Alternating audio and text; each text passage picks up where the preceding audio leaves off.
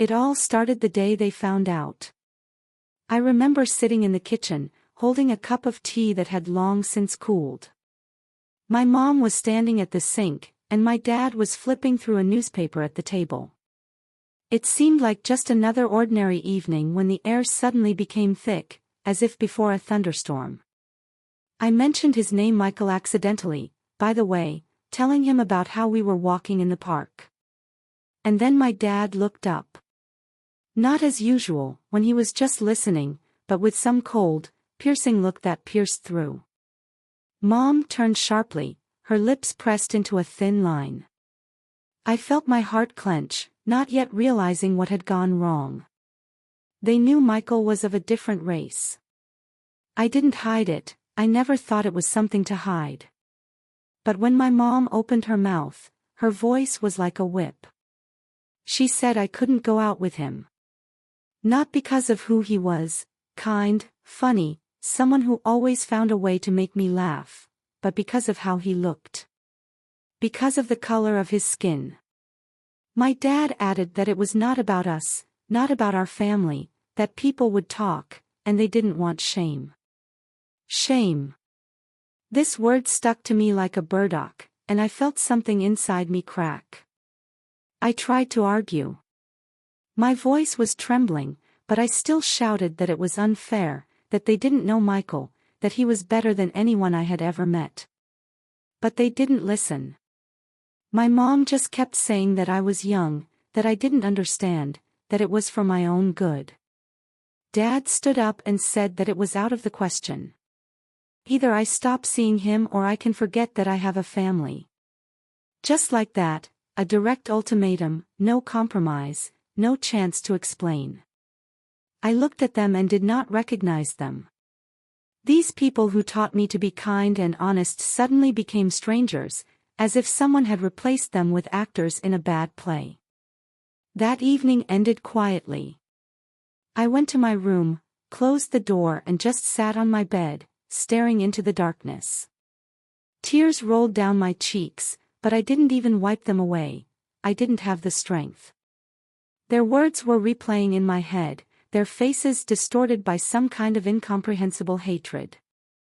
I thought about Michael, how he laughed that day in the park, how he held my hand, how he promised that we would always be together. And then I realized I couldn't lose him. Not because of them. Not because of their stupid, poisonous fear of someone else. But what could I do? They were my parents. I loved them, no matter what. My mom's voice when she sang me lullabies as a child, my dad's smile when he taught me to ride a bike, it still lived in me. But at the same time, I felt something new growing in my chest, something hot and rebellious. I didn't want to choose between them and Michael, but they left me no choice. That night I lay awake, and a plan began to form in my head. It was not clear, not thought out, but it was there, like a spark smoldering in the dark. I knew I would not give up so easily. I would not let them decide who I should love. The days after that evening dragged on slowly. The tension in the house became palpable, like the smell of rain before a storm. My mom tried to act as if nothing had happened, but her eyes were sharp as razor blades. Dad was silent, but his silence was heavy, like a stone on his chest. I felt that they were waiting for me to say that it was over with Michael, that I had obeyed. And I realized that I would have to play by their rules. At least in their eyes. Because deep down, I already knew that I wouldn't back down. After that evening, I decided that I would not give up. But to openly challenge them meant war, and I was not ready for that yet. So I chose another way, lying. The next morning, I went down to the kitchen where my mom was preparing breakfast and my dad was sitting with his coffee. I exhaled, as if I had accepted defeat, and said that I had broken up with Michael. The words burned down my throat like acid, but I made them sound convincing. My mom nodded, not looking up from the stove, and my dad mumbled something approving without looking up. They believed me. or pretended to believe. I didn't care, the main thing was that the pressure eased a little. But inside I was boiling. Every time I saw their smug faces, I wanted to scream, break something, throw the whole truth in their faces. But I held back. Because I knew it was only the beginning. That same day, I called Michael. His voice on the phone was warm, as always, but I could hear the anxiety in it. He asked me what had happened, and I told him everything about the ultimatum, about their racism, about how much I hated myself for having to hide. He was silent for a long time, and then he said that we would manage. Together. And I felt a heat rise in my chest, not anger, but something stronger. Love mixed with rebellion. We started living on the sly. I would tell my parents that I was going to a friend's house or to work, and I would run to him.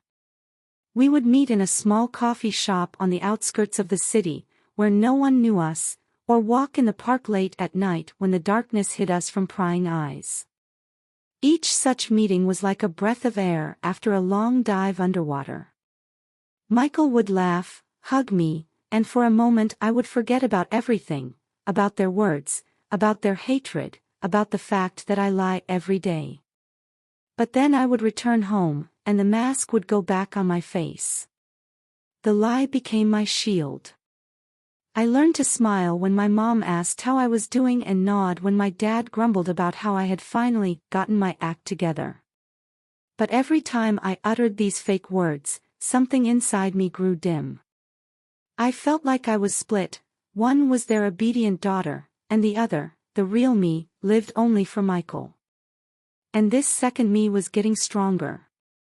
We started talking about the future, not just dreams, but plans. Small, but real. To move somewhere where no one would know us. To start over. It was dangerous, almost crazy, but I felt that there was no other way out. One evening, when I came home later than usual, my mother met me at the door. Her eyes shone with suspicion, and she asked me where I had been. I made up something about being late at work, but my voice trembled. She didn't say anything else, just walked away, but I knew she didn't believe me.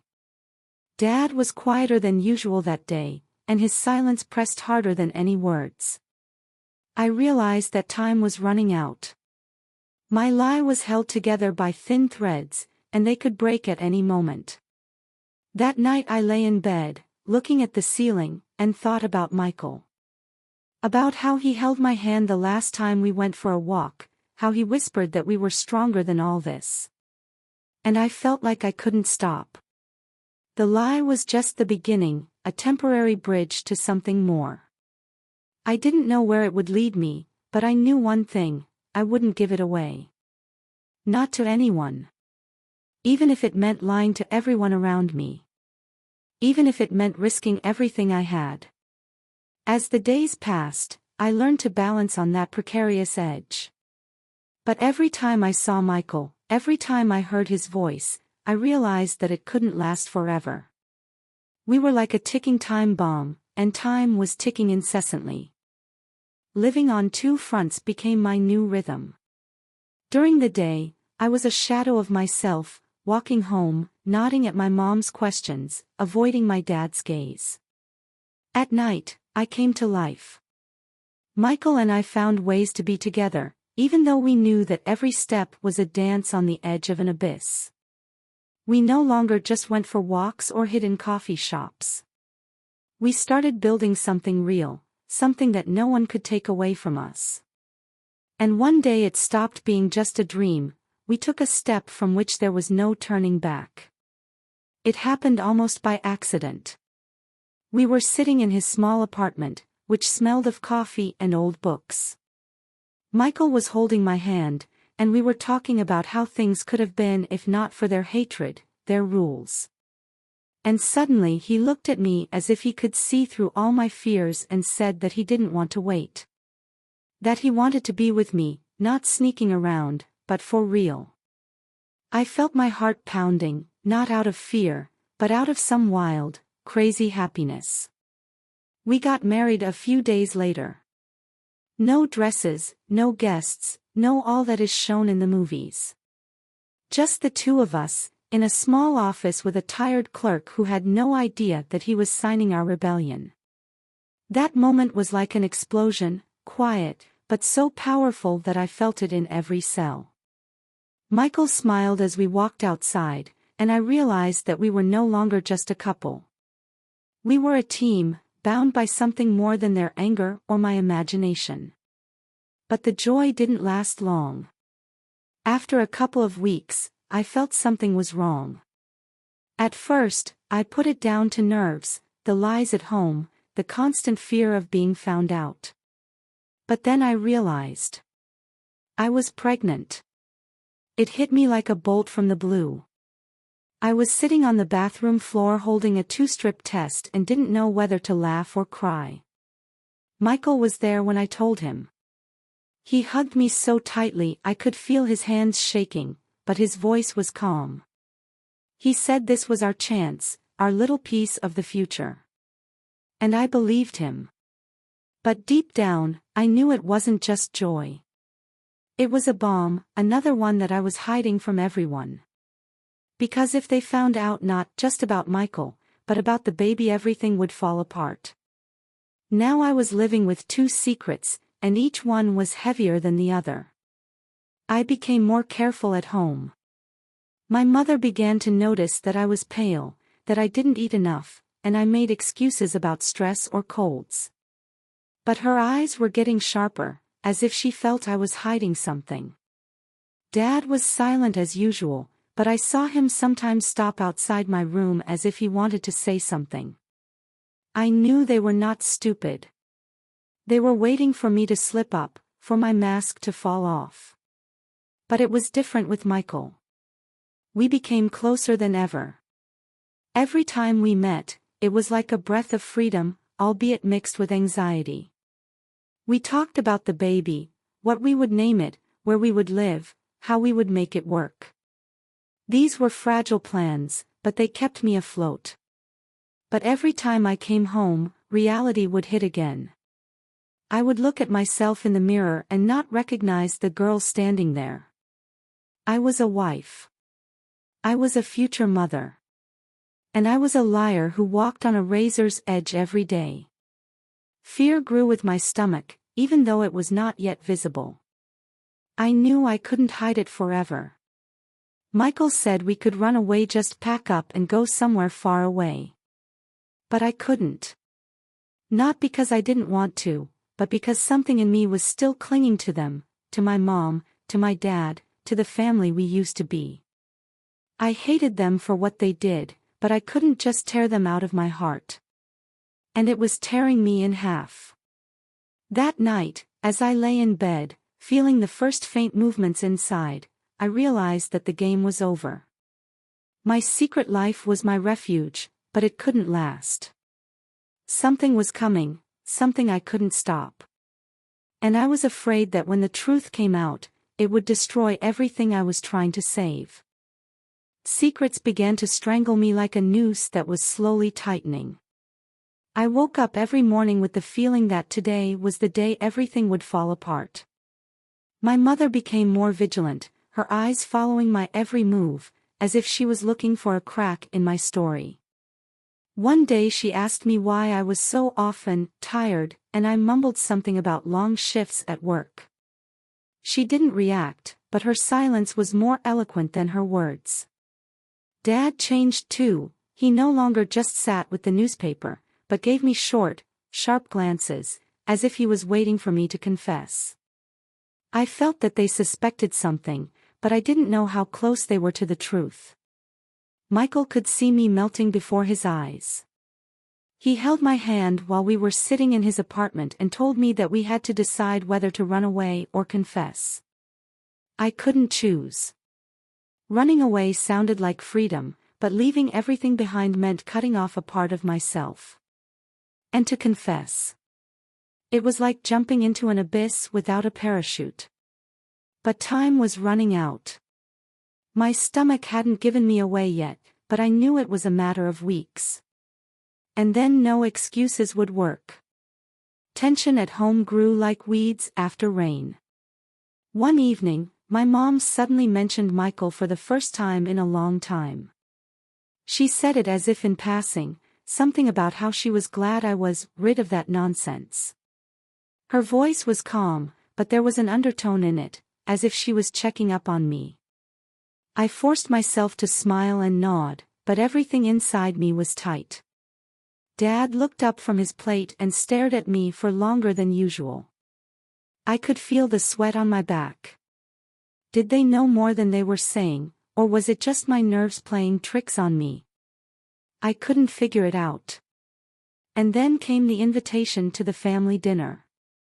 My mother announced it at breakfast, saying that it had been a long time since we had been together, that we needed to strengthen the family.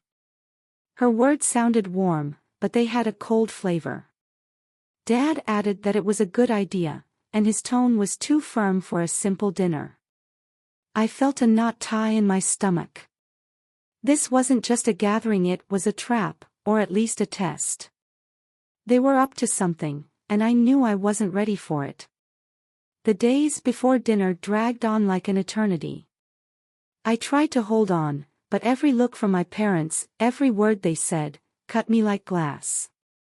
Michael said I could skip dinner, make up an illness, but I refused. If I didn't come, it would only fuel their suspicions. And deep down, I felt that this was my chance to either hide even deeper or finally throw the truth in their faces. I didn't know what I would choose, but I felt that the decision was coming, whether I wanted it to or not. That morning, I could barely get out of bed. My body felt heavy, as if filled with lead, and my mind was buzzing with thoughts. I looked at myself in the mirror, trying to hide the shadows under my eyes and the pallor that gave away more than I wanted. Michael called, and I could hear the anxiety in his voice. He said he would be there for me, though not physically, that I could call him at any time. It calmed me down, but only for a moment. Because I knew that when I entered that house, I would be alone against them. When I came home for dinner, everything seemed too normal. My mom was bustling in the kitchen, my dad was sitting in the living room with a glass of wine. But the air was heavy, as if electrified. I sat down at the table, feeling my heart beating in my throat. They started talking about trivial things, about the weather, about some family memories. But I could see their eyes sliding over me, waiting. And then I realized that this was not just a dinner. It was their move, their attempt to make me stumble. Or my chance to change everything. I sat there, clutching my fork until my fingers turned white, and felt everything inside me boiling. The lies I'd been keeping for months, the secrets I'd been harboring, the love I'd been hiding, all of it was bursting out. I could keep quiet, play my part to the end. Or I could get up and burn everything to the ground. And the moment my mom put a plate of pie on the table and smiled too sweetly, I felt that I couldn't take it anymore. I put the fork down. My hands were shaking, but I made them stop. I raised my head and looked at them, first at my mom, then at my dad. They were waiting for me to nod, to smile, to agree with their false picture. But instead, I stood up. My legs felt like cotton wool, but I stood firmly, as if rooted to the ground. And then I spoke. I said that Michael and I were married. I said we were going to have a baby. The words came out sharply, like gunshots, and I saw their faces change from surprise to shock to anger. The silence that followed was deafening. Mom dropped her spoon and it clattered on the table. Dad clutched his glass so tightly that I thought he was going to crush it. And then there was an explosion. My mom screamed, "How could I? How dare I? How could I ruin everything they had done for me?" Her voice was breaking, her words mixed with tears, but I heard rage in them, not pain. My father stood up, his chair slamming to the floor, and started yelling that I was no longer their daughter, that I had disgraced the family. His face turned red, the veins in his neck swelled, and for the first time I saw real hatred in him. I stood there listening to them and felt everything inside burning. Not from fear, but from some kind of wild triumph. I was no longer hiding. I didn't lie. I did not bend under their pressure. Every word they said was like a blow, but I didn't fall. I threw the truth in their faces, and it tore their perfect world to pieces. My mom started accusing me of being selfish, saying that I broke her heart. Dad yelled that I had chosen a stranger over them. But I didn't answer. I just stood there and watched them fall apart. Then my mom sat down and cried, quietly, squeezed, as if the air had gone out of her like a pierced ball. Dad turned away, looking out the window, and his shoulders were shaking. I felt a lump form in my throat, but not out of pity for them, out of pain for myself. For holding it in for so long. For thinking that I could change them. I turned and walked to the door without saying another word. They didn't stop me.